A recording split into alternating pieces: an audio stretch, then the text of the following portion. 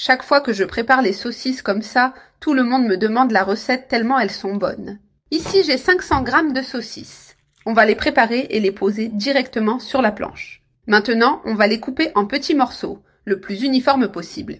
Regarde, elles doivent être comme ça avec cette épaisseur que tu vois. Cette taille est parfaite pour frire rapidement et bien parfumée. Répète ce processus avec toutes les saucisses. J'ai déjà fini de tout couper et je les mets dans un grand récipient.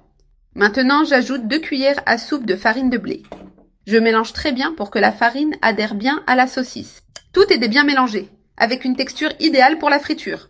Je passe les saucisses farinées sur cette grille ici, pour les organiser et éviter les éclaboussures d'huile chaude. On place plusieurs morceaux ici sans trop les empiler. Je les dispose tous avec soin. Cette recette est une merveille et tu peux la faire facilement à la maison, tout le monde va adorer. C'est le moment de les plonger dans l'huile chaude pour bien les frire. J'ai déjà mis tous les morceaux. On les laisse frire tranquillement jusqu'à ce qu'ils soient d'eau dorée. Les saucisses sont bien frites et je commence à les retirer de l'huile. Je les ai toutes ici. Maintenant, je les réserve un instant pendant qu'on prépare le reste.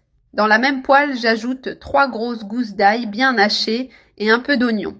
On fait revenir cet ail avec l'oignon pour commencer la base du sofrito. Maintenant, j'ajoute 200 g de sauce tomate. J'ajoute aussi une tasse d'eau pour lier la sauce. On mélange tout très bien avec une spatule ou une cuillère. Comme ça, on obtient un sofrito plus savoureux. On prépare une sauce délicieuse pour accompagner nos saucisses. Ce sera la touche finale de la recette. Une fois le tout bien intégré, on commence à assaisonner notre sofrito. On ajoute du sel à volonté, du poivre noir selon le goût, paprika doux ou piquant selon la préférence, origan aussi à volonté, et un peu d'ail en poudre pour renforcer la saveur. Maintenant, on mélange bien pour que les épices s'intègrent dans la sauce. C'est le point idéal de notre sofrito. Le goût est encore meilleur ainsi. Si tu n'as jamais préparé cette sauce à la maison, tu rates quelque chose de délicieux. Fais-la et tu verras combien tu vas aimer. C'est vraiment délicieux. Maintenant, je reviens avec les saucisses déjà frites. Je les ajoute à la sauce et je mélange bien le tout. J'intègre les saucisses pour qu'elles absorbent la saveur du sofrito. On a maintenant une sauce bien épaisse et crémeuse. J'ajoute maintenant une cuillère de ketchup qui va donner une touche sucrée et plus de goût. Je mélange encore pour bien incorporer le ketchup. J'éteins le feu. Et voilà le meilleur moment. Le moment de goûter cette délicieuse saucisse en sauce. Regarde comme c'est appétissant. Je sers un peu dans mon assiette. Et maintenant, dessus, j'ajoute un peu de mayonnaise indispensable.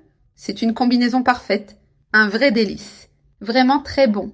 Pour accompagner, j'ajoute aussi un peu de moutarde. Il suffit de refermer ton pain ou de servir avec du riz et de profiter de cette merveille. Et toi, as-tu déjà goûté cette merveille ?